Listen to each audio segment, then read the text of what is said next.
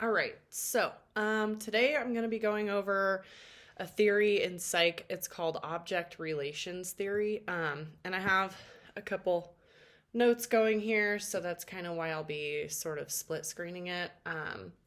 So this theory is basically, um, so doctors Marin, Hyde Nolan, and Tracy Giuliao both wrote about the different psychological aspects of as far as causing family violence. So everything on my channel is generally related to domestic violence. It could be it's a wide range of different topics.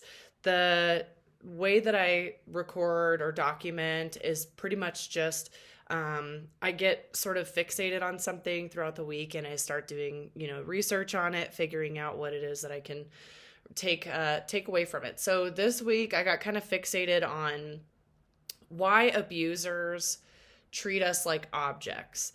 And the thing that has been personally, it took me probably the longest to recover from in my own domestic violence situation was that the idea that just because you've broken up, just because maybe one of you has full custody, the other one has whatever, just because that seemingly all of the nonsense is taken care of, doesn't mean that you're still not their possession in their mind. So that was really, really hard for me to sort of overcome. So I started to sort of personify it a little bit, try to figure out how I can visualize that aspect and how to overcome it. So one of the resources that I found, one of the theories that I found as far as explaining how abusers operate, and there's many theories. Psych as in general is a soft science. So almost all of it is theoretical. There are a lot of studies done, but it is primarily based off of theories. So with that being said, object relations theory. So, and I'm going to read from here. So this refers to abusers having a strong need to refer to an intimate partner as an object. So for the sake of this video, we're going to be using the word object. Domestic violence victims of intimate partner violence, we're not objects, first and foremost, going forward. But for the sake of this video, I'm referring to it as an object because that's sort of the sole purpose of the theory. So it's a variation of a psychoanalytic theory, and strong correlations have been found between the object and the maternal figure, going back to childhood. So this specific theory dives deep into the aspect of early childhood psychiatric development and explains how abusers were subjected to parents who had developed. These parents that abusers typically come from are mothers, fathers. They're parents who have developed templates on each and every single relationship that they've had in their life. So, maybe as an abuser, they saw that the mom was really, really kind to one of their siblings, but the current day abuser during childhood was frequently being abused by mom's partners. That's a pretty common thing that we see. So it's kind of like they've seen how their parents react, how those very important personal relationships react, and create templates based off of how those operate. So maybe mom was a certain way around teachers, a certain way around doctors, a certain way around people who can essentially develop control over their lives.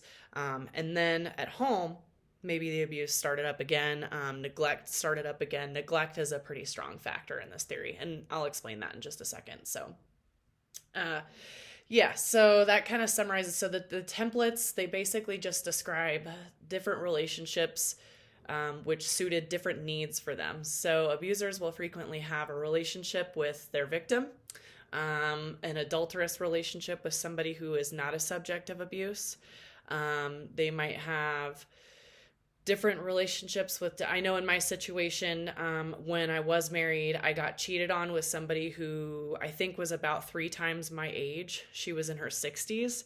And she did not get subjected to any abuse. So that told me that there was some sort of,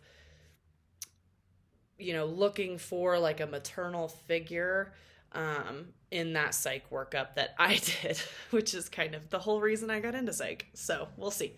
Anyways, so it's little, you'll see like that, maybe with their job, they have a specific coworker that they really like, that they go out with all the time. And then they have the coworkers that they don't really talk to, but they maintain this sort of machismo energy around them. Every relationship for an abuser is compartmentalized and sort of tailored to fit whatever they need at that moment. And these are needs that date back to childhood that were severely neglected by their maternal figure. Usually it has to be a neglectful situation by the safe figure of the family. So if dad's abusive, that's kind of the standard. They're not going to go to the paternal figure who is abusive. They're going to go to the safe figure. And this counts also for people who have been a victim of intimate partner violence, but maybe they were adopted, lived with their grandparents, stuff like that. It doesn't have to be mom or dad. It just has to be one safe figure who neglects the majority of childhood needs. The unsafe figure really doesn't, it's not that they don't matter, but they don't play a bigger part in it. The issue with this, the issue with abusers is that the safe figure they do have is not actually safe. It's a, roller coaster of emotions, and thus separating our brain into two sub-egos. I'll get into that right now. And I'm hoping that I'm making a little bit of sense and sort of giving you an explanation, at least one of many explanations as far as why abuse takes place. And the thing is with the why is not important. Abuse should never happen, ever. But it does. And we can't turn a blind eye to that. But what I can do is help empower people. And if empowering for you is similar to what it is me, like I needed an understanding. I needed to make it more tangible, I guess, for my brain to wrap around. And that way I was sort of able to internally combat, like I still have to co-parent, unfortunately. It's not co-parenting. The other party gets a visit once a week that's over the phone. So I still have to deal with that once a week. So in order for me to sort of continue my path upwards, my career goals, my, personal goals, buying a house, all that good stuff, I have to be able to get over these speed bumps. And one way I do that is developing a really thorough understanding of maybe the why, and then kind of combating internally. So that's how I dealt with it, because I had a really hard time coming to the realization that somebody on this planet really truly believes that I am property, other than maybe people in Texas. So, so this theory, it refers to essentially people just being objects.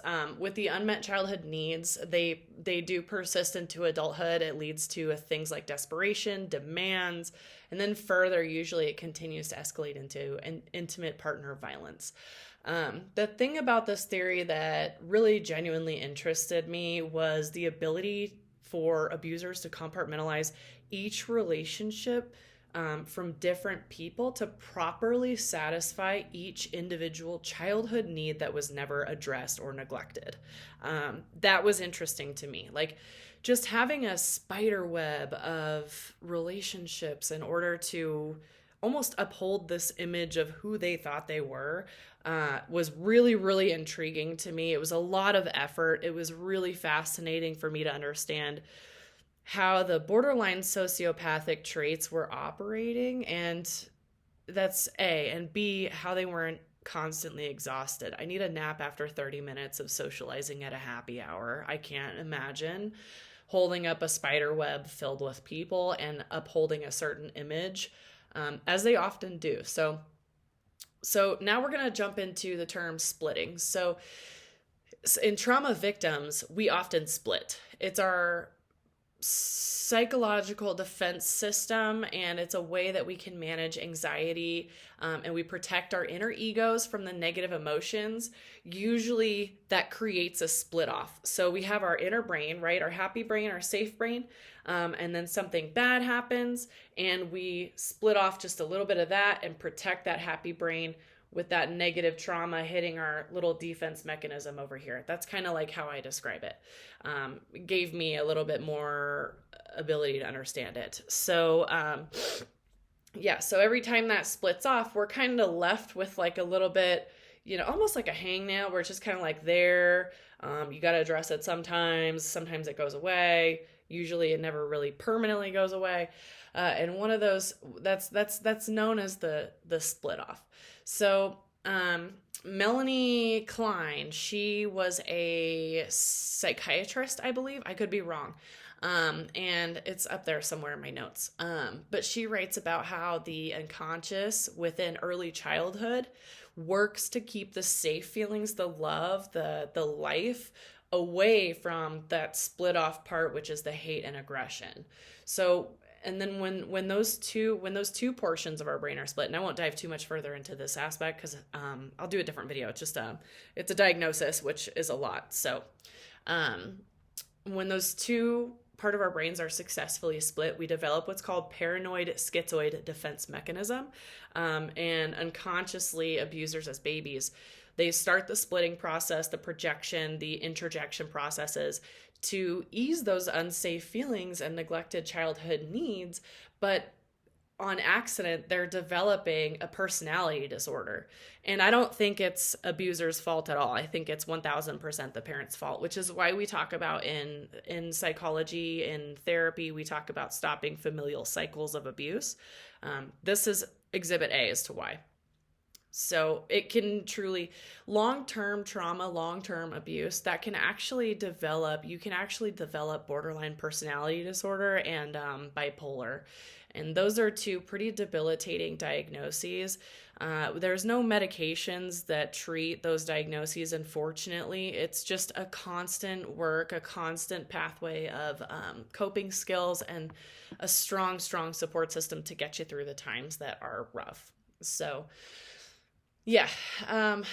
So if we relate that splitting portion off to adulthood, we can see adults, so you got your kid brain right here splitting off, protecting you from traumas. You grow up into adulthood, and now we can see you sort of projecting all your fears, your anxieties, to people all over the world. So that's kind of why you'll see intimate partner violence, is because all of that childhood trauma and stuff, when you give somebody a safe space, you're giving somebody a safe space to be who they are.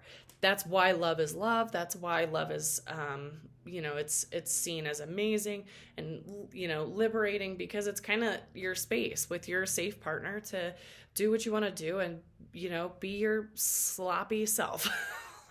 But in my opinion, it also can release a potential, if your partner has a lot of significant childhood trauma, it can give them potential to, if they're not getting help, if they're not getting therapy, if they're not doing the work it takes to heal from those things, it can give them the potential to take those aggressions out on you. So you really have to be careful. One more thing, Ronald Fairbairn, he was a Scottish psychiatrist, and one of his concepts, which I really thought was interesting, and it's within that the schizoid factors of personality, but he specifically applied this to abused women who had the choice to leave their abuser but refused to do so multiple times regardless of the danger. I liked that he did this study because it was one of the very few I could find that were actually conducted on this population, I guess, maybe like a subset, but I could find a lot on abusers because most of them are in prison, jail, places where they can't really escape things like studies. They're kind of coerced into it with, like, I don't know, short sentences or whatever. But not many will talk about, conducting studies on victims. So, so the object relations theory. I related this in this essay that I wrote, I related this to courtrooms.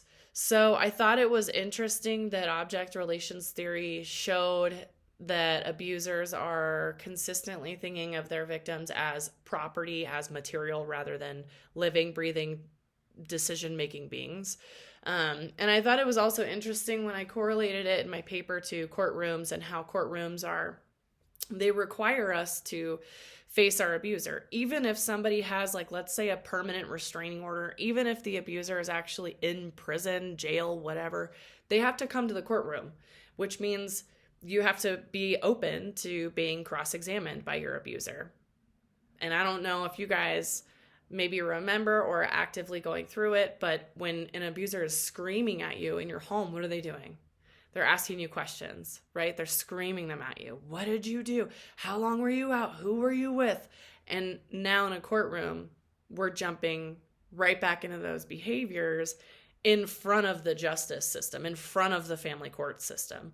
And I got infuriated when I started writing this on paper. I was emotionally escalated because I thought it was absolutely absurd that a courtroom is going to mandate a victim of domestic violence. And some of these cases that I was reading last night, I read one case last night where in 2004, where the lady was 7 months pregnant and she had been stabbed while pregnant, while carrying. And regardless of the permanent restraining order, regardless of the active charges, the criminal investigation, the no contact order with their future child that she had obtained through DHS, he, as soon as that child came, he fought her tooth and nail in court and eventually got supervised visits in a church, even though this man had stabbed somebody before. So it's really, really heartbreaking to see the family court system behaving this way. It's supposed to protect people. And I mean, I can't tell you how many times I was screaming until I was blue in the face. Colorado, by the way, is a very family safe oriented state. So if you are a victim of domestic violence, I strongly recommend that you move here. The reason being is that the judges, like even in El Paso, they have a specific court that's dedicated to domestic violence. And if an abuser is charged and convicted of domestic violence or like an assault charge, they have to go to a domestic violence court. They don't have to, but they qualify for it. So obviously they have to be willing to go. But the whole goal of this courtroom is to mitigate the familial cycle of trauma and abuse. So they really work hard to they have to go to IOP. I think it starts out, I think in phase 1, they have to go to IOP, which is intensive outpatient therapy, by the way, or residential, whichever one the previous court deemed appropriate. They have to go to that. They have to comply with probation. They have to go to court once a week. They have to pass urinalysis tests once a week. And then it kind of loosens up. Like phase 2 is like court twice a month, and then just kind of like IOP residential continuance compliance with probation. Urinalysis I think drops down to like once a month, stuff like that. So but they have to like actually be doing these steps and work through these phases, and the whole thing is 4 phases. And I forget the timeline, but the timelines for each phase I believe is around 4 to 8 weeks. So if you don't know, it takes 6 months to rewire your neurons. So if you have been going through abuse for 6 months, now you have a different brain. I love you, but you do have a different brain. So I remember when I got out of my situation, and it took me the longest time to figure out just what color I liked, what colors were my favorite. I think I stuck with black for the longest time. Turns out I'm a big fan of yellow. I didn't know that, but it's very cute, and I really love yellow. So it's just little things like that where your neurons get rewired. So if these programs like this El Paso County DV court, the programs are about 4 to 8 weeks for every phase, and there's 4 phases. So let's say you do 2 months each phase, that's 8 months. Your brain, hopefully you'll have a lot of new neural pathways that are sort of refocused, and maybe a lot of the trauma healing. And I'm not saying it's going to take you, 6 to 8 months to heal. That's not what I'm saying at all. What I am saying is that initial Band-Aid sting, the rip off the Band-Aid for the 6 months, that's when it happens. And it's hard. And it's hard to keep going. There's a lot of times where you want to quit, but you got to keep going. So anyways, I digress. I do that a lot. So the reason that I studied the object relations theory is because I really wanted to focus on shifting perception of an abuser. they are very dangerous. I am not understating. I am not invalidating any situation. And abuse can be anything. It can be a man who was punched in the face by another man on the side of the street, never met him. That's abusive behavior by definition. So, little things like that. So we can sort of shift our own perceptions and see, when we interact with them. I know when I first started interacting with them, I thought, and I was learning about this theory. I was still in school, I think. And I remember thinking like, oh, he thinks I'm property. So let's figure out a way that I can handle digesting that thought process without actually feeling like property. And that was kind of when I started to sort of live my real life and develop my own things and figure out what I like to do. So the way that I choose to see any abuser is an adult child. Honestly, it's an adult child who was severely neglected throughout the early developmental years. And once I understood that they were pretty fluent with compartmentalization, in order to continue sort of upholding the image, that's kind of what I started sort of honing in on. So he was, for the longest time, my situation, he was able to, sort of talk his way out of trouble with judges. And then I'll never forget, he ended up getting charged after I left with a different partner who I believe the charges are still ongoing. I mean, that's what's posted. It's all public online. So if you ever get curious about your own situation, just Google them. You can find it. Don't sign up for the background checks, though. The ones that cost money. Don't do that. It's a waste of money. Pro tip.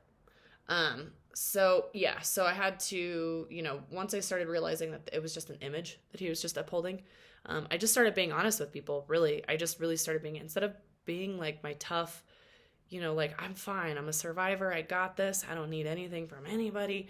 I started being honest. So I started being honest with people like, deputy district attorneys. I started being honest with police. I started being honest with the sheriff's office. Anytime I had to do, I made sure to keep my composure, but it was able to help me and stand tall in my truth of what happened to my family. And it doesn't mean that we're weak. It just means that, we're making it. That's all. So it's just literally one step at a time, and it's exhausting, but you got this. So the object relations theory, it kind of sort of helped me understand that abusive people prefer the power and control over their victims opposed to causing the actual physical violence, injuries, or death. And when we can sort of understand the abusive personalities, giving it understanding like the object relations theory sort of helps you digest a lot of the thoughts about, like, I don't know about you, but I have a lot of thoughts about, well, how could they do that? How could they do that and then lie about it? How could they do that and then lie about it and then blame me for it? Only a monster, right? So I needed to understand and digest that. And once I understood that people are not people to these personalities, I was able to sort of match that energy and just understand they are not people. Abusers are people, but physically, but their personalities are not people. They don't have the same moral codes. They won't have the same moral codes. Nothing will ever change until they get therapy. And that gave me the strength to stand fast in my truth. I'll go over more of these theories. They're all individual. That's the one that stuck out to me for my situation to help me understand things. But so I hope you liked it. I hope maybe you got some answers out of this video. If you need any other type of video, just let me know and I can get that done. All right. Bye.